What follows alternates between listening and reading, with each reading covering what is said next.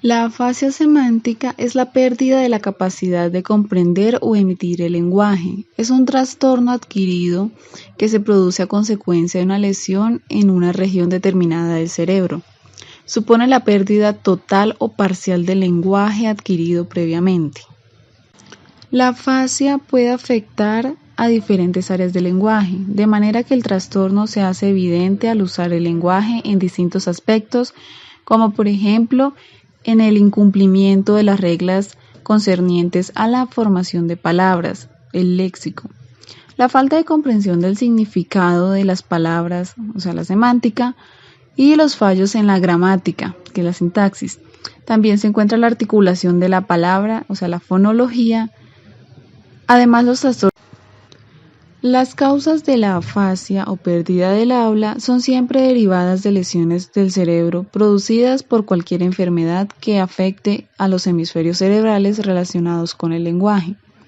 En la mayoría de los casos, la afasia está ocasionada por accidentes cerebrovasculares, infecciones del sistema nervioso, tumores cerebrales.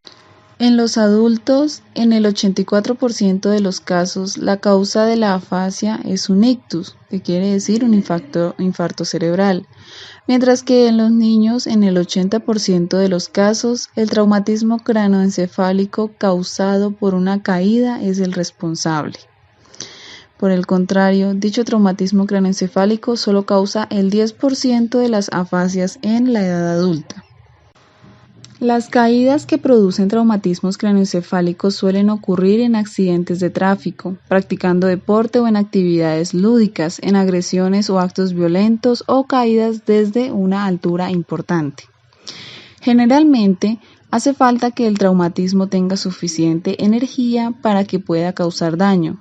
Habitualmente la caída desde su altura no suele producirse daño interno. El cráneo absorbe la energía del impacto.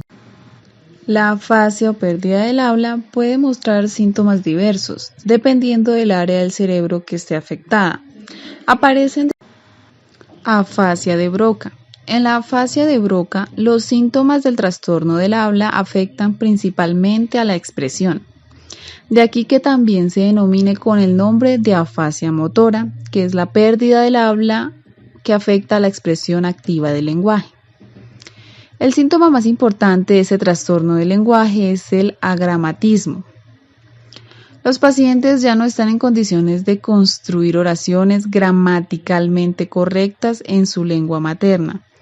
Por esto emplean secuencias cortas de tipo telegráfico formadas por una o hasta 3 palabras y se destacan por construir oraciones extremadamente simples. Normalmente, el orden de las palabras no sigue las reglas gramaticales, sino que se basa en la importancia del tema. Este agramatismo se muestra también al afasia de Wernicke, otro tipo de afasia o pérdida del habla. Es la denominada afasia de Wernicke. Se manifiesta normalmente a través de síntomas que muestran una capacidad de comprensión del lenguaje notablemente dañada. Los pacientes suelen tener dificultad para comprender palabras simples, de ahí que a ese trastorno también se le denomine afasia sensorial, es decir, la pérdida de la comprensión del lenguaje del afectado. Sin embargo, los pacientes suelen reconocer factores de la comunicación relacionados con el habla, como la diferencia en la entonación de preguntas y respuestas o la mímica, y basándose en estos factores puede participar en una conversación. Otro síntoma importante de la afasia de Wernicke es el paragramatismo, que conduce al incumplimiento de las reglas gramaticales en la combinación de distintas partes de la oración. Quiere decir la unión incorrecta de las partes de la oración, corte de las frases o repetición de las frases. Además, el habla de los afectados se caracteriza por las denominadas parafasias. En una parafasia se modifica la estructura fonética de las palabras mediante modificaciones, omisiones o adiciones de fonemas. Por ejemplo, afasia amnésica. La afasia o pérdida del habla amnésica se caracteriza principalmente por síntomas que afectan la evocación de palabras. Estos problemas para encontrar palabras producen largas pausas al hablar o cortes en las frases en un discurso con una fluidez casi normal. Normalmente, los pacientes con ese tipo de trastorno del habla desarrollan estrategias para sustituir esas palabras mediante perífrasis, por ejemplo, la cosa. Los problemas a la hora de evocar palabras también se presentan en la escritura. La lesión del cerebro responsable de la afasia global o pérdida del habla se considera la forma de afasia más grave. El síntoma más importante lo conforman las estereotipias. Los afectados repiten con frecuencia secuencias lingüísticas rígidas que no persiguen un fin comunicativo. Más allá de estas estereotipias, muchas personas afectadas de afasia global apenas son capaces de emitir secuencias lingüísticas. La comprensión también está dañada en la afasia global. La mayoría de las veces de ese trastorno del habla afecta a todas las áreas del lenguaje: vocabulario, significado de palabras, construcción de la oración y articulación. Otras formas de afasia. Además, una afasia, pérdida del habla, puede presentarse en otras formas que muestran unos síntomas típicos, la denominada afasia de conducción, en la que el síntoma característico consiste en los problemas en la repetición de palabras u oraciones, mientras que el habla espontánea no presenta alteración evidente en esta forma de trastorno del habla. La afasia transcortical sensorial se caracteriza.